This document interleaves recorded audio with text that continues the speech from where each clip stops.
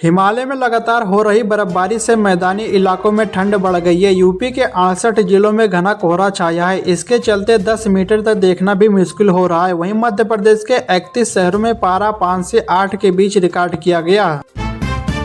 Delhi NCR में धुंध की मोटी चादर के साथ फिर से फूटा पॉल्यूशन बम। कई इलाकों में आईक्यू खतरनाक स्तर पर। अयोध्या से वाराणसी के बीच बनेगा 6 लेन हाई स्पीड कॉरिडोर। 5 घंटे की दूरी 2 घंटे में होगी तय। पानीपत गोरखपुर एक्सप्रेसवे 7 से 47 किलोमीटर लंबा होगा, जो हरियाणा और यूपी के 22 जिलों को जोड़ेगा। भूमि अधिग्रहण जल्द शुरू होगा, जिससे 133 गाँव में विकास की उम्मीद है। चलिए दोस्तों, अगली खबर बताने से पहले इस वीडियो को भी लाइक करें, शेयर करें और चैनल को सब्सक्राइब करके बेल आइकन प्रेस कर लीजिए।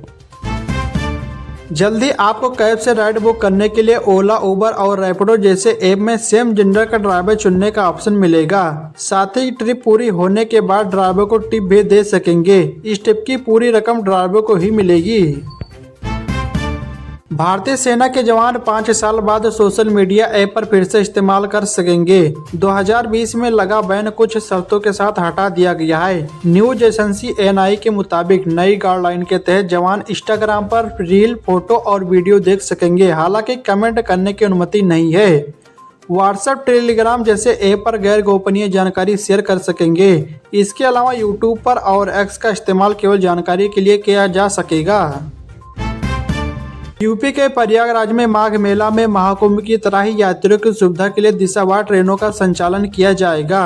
प्रयागराज जंक्शन को छोड़कर अन्य रेलवे स्टेशनों से अलग अलग रूट की ट्रेनों का संचालन किया जाएगा। जिस रूट पर ज्यादा भीड़ होगी उस रूट पर ऑन डिमांड स्पेशल ट्रेनों का संचालन किया जाएगा। उत्तर प्रदेश के 1 लाख चीनी मिल कर्मियों को नए साल का तोहफा सरकार देने जा रही है। कर्मचारियों के वेतन में 2149 रुपये बढ़ाने पर सहमति बनी है। प्रमुख सचिव की औपचारिक मोहर लगते ही वेज रिवीजन का आदेश जारी हो जाएगा। फरवरी से बदल जाएगा महंगाई यानी कि जीडीपी मापने का तरीका। सरकार नई सीरीज जारी करेगी। अभी 14 साल पुराने आंकड़ों के आधार पर कैलकुलेट होती है। मुरादाबाद से दिल्ली रूट पर नई एसी बसों का संचालन शुरू कर दिया गया है। पहले किराया 3 से 10 रुपये था, जिसे बढ़ाकर 3 से 65 रुपये कर दिया गया है। इस हिसाब से यात्रियों पर 55 रुपये का अतिरिक्त बोझ पड़ेगा। नई एसी बसों के कारण पुरानी एसी बसों का संचालन फिलहाल बंद कर दिया गया है। रायबरेली डिपो को 35 नई रोडवेज बसें मिली है, जिससे दिल्ली और लखनऊ जाने वाले यात्रियों को सुविधा होगी। इनमें 20 छोटी और 15 बड़ी बसें शामिल है। नई बसें को माघी पूर्णिमा व लंबी दूरी के रूट पर चलाया जाएगा। माघ मेला 2026 में आने वाले श्रद्धालुओं के यातायात अनुभव को सुगम और सुविधाजनक बनाने के उद्देश्य से जिला प्रशासन द्वारा रैपिडो बाइक सेवा उपलब्ध कराई जा रही है।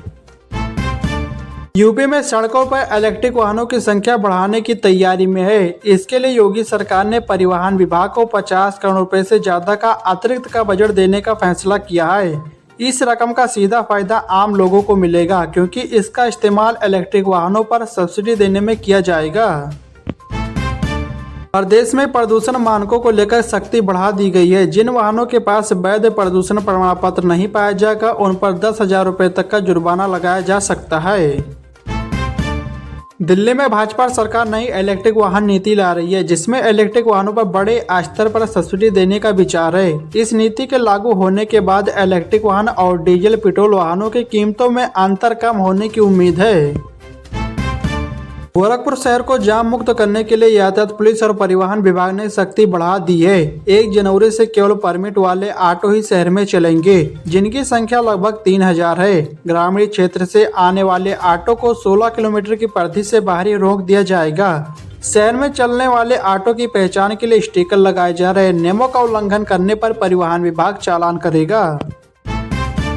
कृषि विभाग ने खाद की कालेबाजारी रोकने और जरूरतमंद किसानों तक उचित मात्रा में उर्वरक पहुंचाने के लिए वितरण प्रणाली में बड़ा बदलाव किया है। नई व्यवस्था के तहत अब किसानों को उनकी भूमि की जोत यानी कि खतौनी के आधार पर ही खाद की मुहैया कराई जाएगी। ट्रेन में जनरल टिकट का प्रिंट रखना जरूरी नहीं। रेलवे ने कहा कि मोबाइल पर डिजिटल टिकट दिखाना काफी है। वंदे भारत में मिलेगा पारंपरिक व्यंजन। यूपी की योगी सरकार नए साल में युवाओं को बड़ा तोहफा देने जा रही है। 2026 में 1.5 लाख सरकारी नौकरियां निकलेंगी। सीएम योगी ने हाल ही में अफसरों के साथ बैठक में विभागवार खाली पदों की डिटेल मांगी थी, जिससे इन पदों पर नियुक्ति की जा सके। इसकी समीक्षा करने के बाद 2026 में युवाओं को 1.5 लाख सरकारी नौकरी देने की इजाजत दे दी है। मौसम विभाग ने अगले 3 दिनों तक कड़ाके की ठंड और कोहरे का अलर्ट जारी किया है। पश्चिमी विक्षोभ की वजह से पहाड़ों में हल्की बारिश और बर्फबारी की संभावना है। इसके अलावा पंजाब और हरियाणा में भी बारिश की संभावना जताई गई है। सीएनजी और घरेलू पीएनजी 1 जनवरी से सस्ती होगी। कंज्यूमर्स को हर यूनिट पर 2 से 3 रुपए की बचत होगी। गैस रेगुलेटरी बोर्ड ने ट्रांसपोर्टेशन चार्ज घटाए हैं। दिल्ली ट्रैफिक पुलिस ने चालान भुगतान के लिए बीपीपीएस सुविधा शुरू की है, जिससे वाहन मालिक अब किसी भी यूपीआई ऐप पर अपना नंबर डालकर पेंडिंग चालान देख सकेंगे और उनका तुरंत ऑनलाइन भुगतान कर सकेंगे।